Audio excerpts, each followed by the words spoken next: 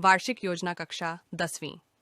विषय हिंदी। आवश्यक कालांशों की संख्या 8, कुल कालांश 220। शिक्षण के लिए आवश्यक कालांश 108। शैक्षिक वर्ष की समाप्ति पर बालकों द्वारा अर्जित किए जाने वाले सीखने के प्रतिफल लर्न एमजी आउटकम्स। बाल गीत, गीत, कविता आदि लय, ताल और हाव भाव के साथ गा सकते हैं। पढ़ी गई कविता, कहानी, वार्तालाप, निबंध इत्यादि के बारे में बातचीत कर सकते हैं। कविता या गीत को आगे बढ़ा सकते हैं, जैसे बरसते बादल। बालगीत, कविता, गीत, कहानी, वार्तालाप, आत्मकथा, निबंध आदि में लिपि चिन्हों, शब्दों या वाक्यों को देखकर और ध्वनियों को सुनकर समझकर उनकी पहचान कर सकते हैं।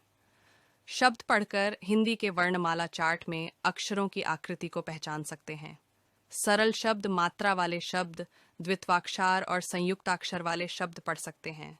कहानी, कविता आदि पढ़कर लेखन की विभिन्न पद्धतियों और शैलियों को पहचान सकते हैं। कविता या कहानी पढ़ाकर पूछे गए प्रश्नों के उत्तर लिख सकते हैं, उन पर प्रश्न बना सकते हैं। परिचित या अपरिचित गद्य या पद्य पढ़कर प्रतिक्रिया कर सकते हैं। बिना गलतियों के सुंदर अक्षरों में श्रुतलेख लिख सकते हैं।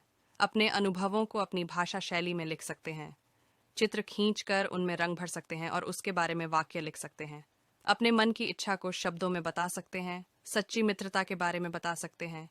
हिंदी दिवस के अलावा अन्य धार्मिक एवं राष्ट्रीय त्योहारों के बारे में बता सकते हैं। भारत देश की महानता का वर्णन कर सकते हैं। विभिन्न कहानियों की सीख समझ सकते हैं। चार मीनार जैसी ऐतिहासिक इमारतों के बारे में बता सकते हैं। नीति प्रकटोहों का भाव समझ सकते हैं। बच्चों द्वारा किए गए साहसी कार्यों का उल्लेख कर सकते हैं। आत्मविश्वास के बारे में बता सकते हैं।